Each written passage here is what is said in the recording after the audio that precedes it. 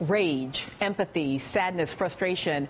Trayvon Martin's murder evokes all of these emotions in those of us who have been closely following the story in recent weeks. Those of us who love black men, who know them as our fathers and sons and nephews, partners, students, teachers, husbands and friends. We know their humor, their intelligence, their snark, their swagger, their dreams for themselves, their families, and our communities. When we see Trayvon, we see them. And we also have a weary recognition of the familiar territory of violence and death perpetrated against black men. When we hear Trayvon's screams, we are reminded that we have been here before.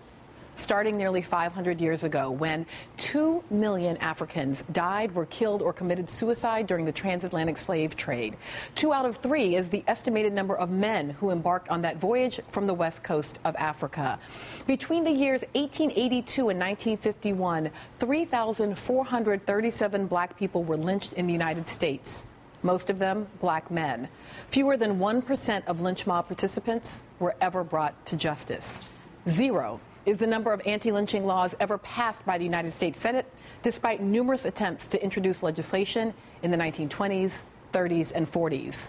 105 is the number of years it took for the Senate to apologize for its failure to act when the first anti-lynching law was proposed.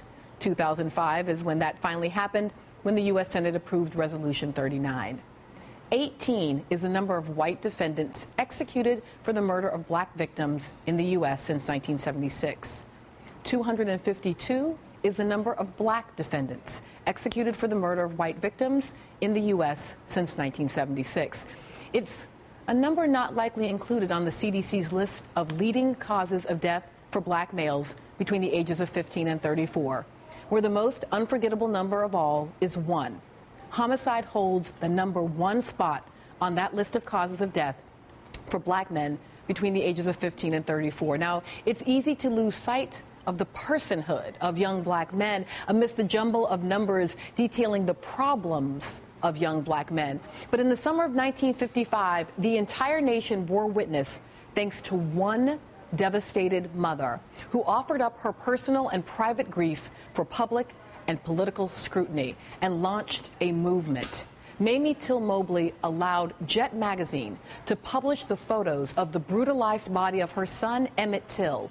He was tortured and killed by a group of Southern vigilantes for allegedly whistling at a white woman, which is no more a crime than walking home in the rain with a bag of candy. Her courageous choice sparked an activist response that would ultimately give life to the contemporary civil rights movement. I thought of her this week as I watched tens of thousands of hooded supporters rally around the parents of Trayvon Martin in Florida and in New York's Union Square. Coming up, enough of us speaking for and about young black men. They are more than capable of speaking for themselves, and we'll hear what some of them have to say right here at my table next.